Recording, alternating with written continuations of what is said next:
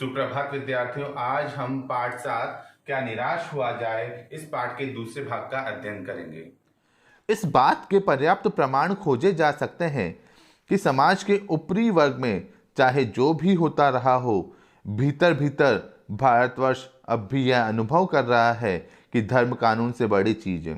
यानी इस बात के पर्याप्त उचित मात्रा में प्रमाण, तथ्य, सबूत खोजे जा सकते हैं कि समाज के ऊपरी वर्ग में चाहे जो भी होता रहा हो, भीतर भीतर भारतवर्ष अब भी यह अनुभव कर रहा है कि धर्म कानून से बड़ी चीज़ है। समाज के जो ऊपरी वर्ग हैं, बड़े जो धनी वर्ग के लोग हैं, उनके हृदय में, उनके मन में चाहे जो भी होता रहा हो, लेकिन भीतर भीतर एक जो आम मनुष्य है, भारत देश के आम नागरिक अब भी यह अनुभव कर रहे हैं कि धर्म कानून से बड़ी चीज़ है। उनका दृष्टिकोण यह है कि हमारा जो धर्म है वे कानून से बड़ी चीज़ है, तो हम धर्म को धोखा नहीं दे सकते हैं।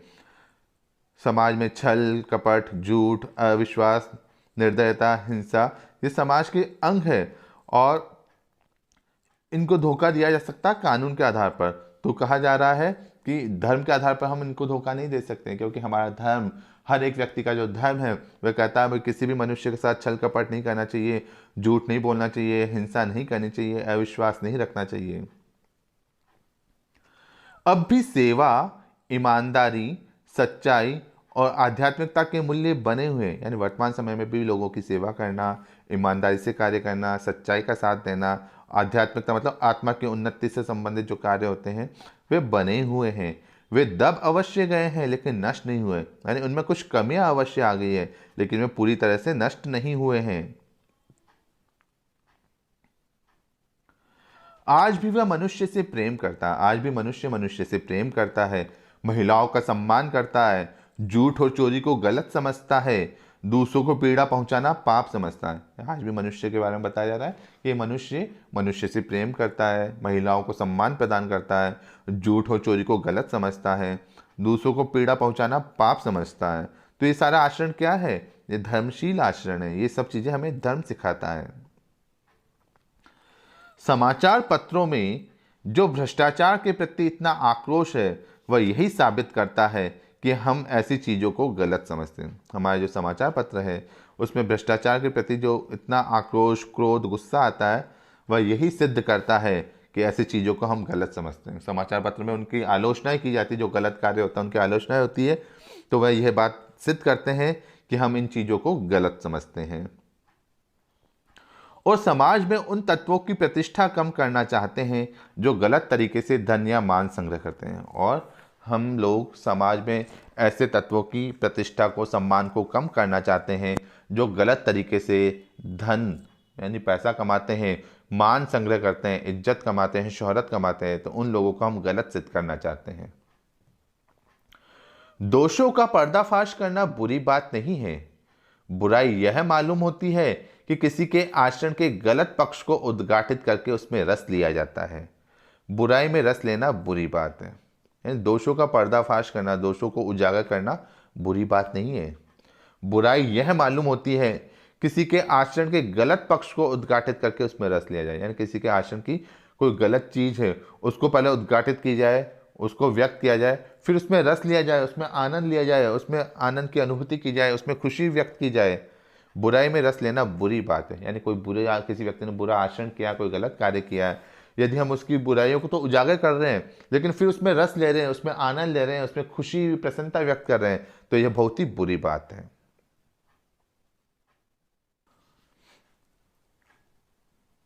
अच्छाई में उतना ही रस लेकर उजागर न करना और भी बुरी बात है।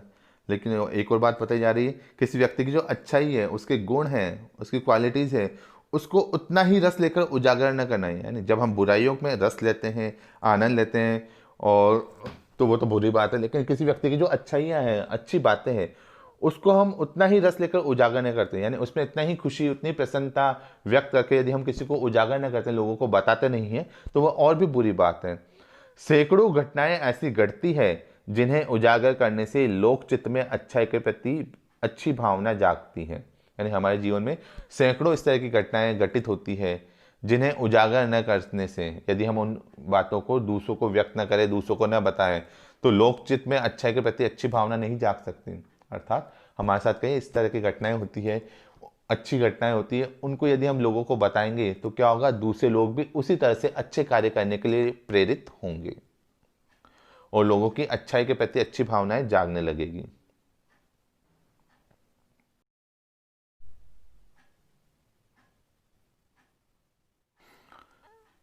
लेखक यहाँ अपने साथ हुई एक बहुत ही अच्छी घटना का उल्लेख कर रहे हैं।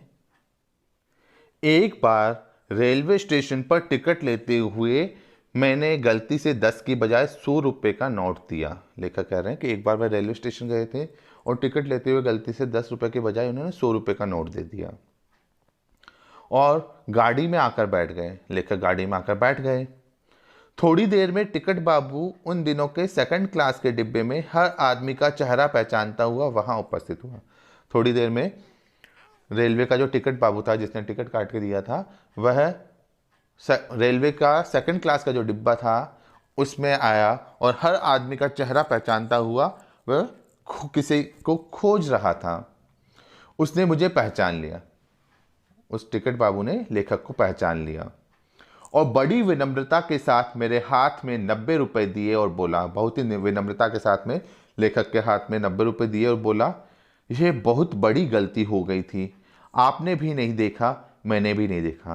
वह कहते हैं कि बहुत बड़ी गलती हो गई, आपने भी नहीं देखा था, मैंने भी नहीं देखा।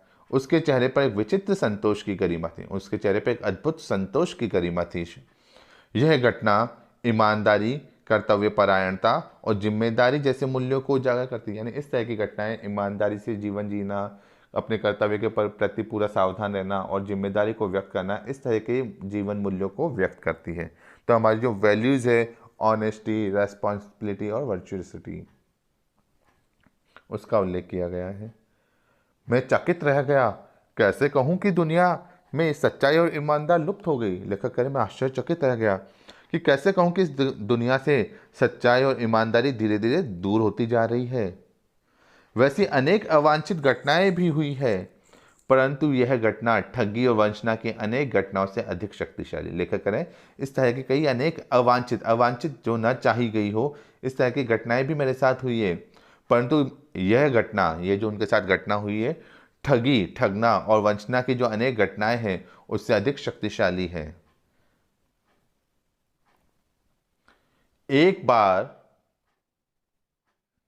मैं बस से यात्रा कर रहा था। मेरे साथ मेरी पत्नी और 3 बच्चे थे। लेखक एक बार एक बस से यात्रा कर रहे थे। उनके साथ में उनकी पत्नी और उनके 3 बच्चे बैठे थे। बस में कुछ खराबी थी, रुक रुक कर चलती थी। बस में कुछ खराबी थी और वह रुक रुक कर चलती थी।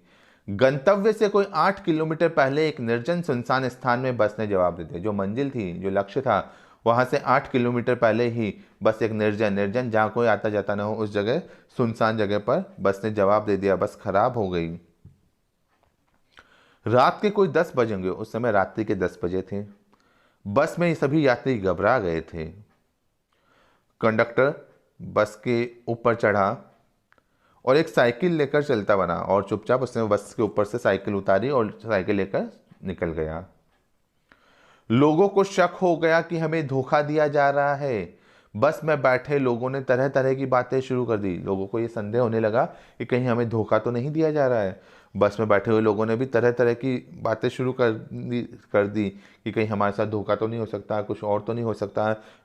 वह व्यक्ति बिना बताए साइकिल लेकर चला गया। किसी ने कहा यहाँ डकैती होती है। 2 दिन पहले इसी तरह से एक बस को लूटा गया था। बस में से ही सवार किसी व्यक्ति ने कहा कि यहाँ तो डकैती होती है, डाकू आते हैं। 2 दिन पहले ही इसी तरह एक बस को लूटा गया था। परिवार सहित अकेला मैं ही था। फैमिली के साथ सिर्फ लेखक ही थे। बच्चे पानी पानी चिल्ला रहे थे। बच्चों को प्यास लगी थी, वे पानी के लिए चिल्ला रहे थे। पानी का कहीं ठिकाना न था, आसपास पानी कहीं नहीं था। ऊपर से आदमियों का डर समा गया था। ऊपर से जो डकैत हैं, डकैती करने वाले लोगों का डर भी मन में बैठ गया था। कुछ नौजवानों ने ड्राइवर को पकड़कर मारने पीटने का हिसाब बनाया। कुछ नवयुवकों ने ड्राइवर को पकड़कर उसे मारने पीटने की योजना बनाई। उसके चेहरे पर हवाइयाँ उड़ने लगी, उसके होश उड़ने लगे। लोगों ने उसे पकड़ लिया और बस में बैठे जो सवार थे उन लोगों ने ड्राइवर को पकड़ लिया। वह बड़े कातर ढंग से मेरी ओर देखने लगा। बहुत ही डरी हुई मुद्रा से लेखक की ओर देखने लगा और बोला, हम लोग बस का कोई उपाय कर रहे हैं, हम लोग बस के लिए कुछ उपाय ढूंढ रहे हैं। बचाइए, ये लोग हमें मारेंगे। उसने कहा ड्राइवर ने लेखक से कि बचाइए मुझे, ये लोग मुझे मारेंगे। डर तो मेरे मन में भी था, पर उसकी कातर मुद्रा देखकर मैंने यात्रियों को समझाया कि मारना ठीक नहीं है। डर तो मेरे लेखक के मन में भी विद्यमान था, लेकिन उसकी डरी हुई भयभीत मुद्रा देखकर मैंने यात्रियों को समझाया कि इस ड्राइवर को मारना उचित नहीं है। परंतु यात्री इतने घबराए हुए थे कि वे मेरी बात सुनने को तैयार नहीं हुए। लेकिन बस के जो यात्री थे इतने डरे हुए, सहमे हुए से थे कि वे लेखक की बात को सुनने को तैयार ही नहीं हुए। कहने लगे, इसकी बातों में मत आइए, धोखा दे रहा है। कंडक्टर को पहले ही डाकुओं के यहाँ भेज दिया। मुझे कहने लगे कि आप इनकी बातों में नहीं आइए, ये हमें धोखा दे रहा है। इसने कंडक्टर को पहले ही डाकुओं के पास भेज दिया है। मैं बहुत भयभीत था, पर ड्राइवर को किसी तरह मारपीट से बचाया। लेखक कह रहे हैं मैं बहुत ही डरा सहमा था, लेकिन ड्राइवर को मैंने बहुत प्रयत्न करके मारपीट होने से बचाया था। 1.5-2 घंटे बीत गए। मेरे बच्चे भोजन और पानी के लिए व्याकुल थे और मेरी पत्नी की हालत बुरी थी। लेखक कह रहे हैं 1.5 से 2 घंटे बीत गए। छोटे छोटे उनके बच्चे थे, वे भोजन के लिए, खाने के लिए, पानी के लिए बेचैन हो रहे थे, वह रो रहे थे। और लेखक की पत्नी की और लेखक की सबकी हालत खराब हो रही थी। लोगों ने ड्राइवर को मारा पीटा तो नहीं, पर उसे बस से उतारकर एक जगह घेर कर रखा। लोगों ने ड्राइवर को मारा पीटा नहीं, लेकिन उसको बस से उतार लिया और एक जगह उसको घेर कर खड़े हो गए।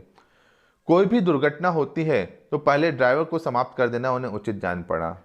उन लोगों ने सोचा कि यदि कोई भी हमारे साथ दुर्घटना, बुरी घटना होती है तो सबसे पहले हम ड्राइवर को मार देंगे।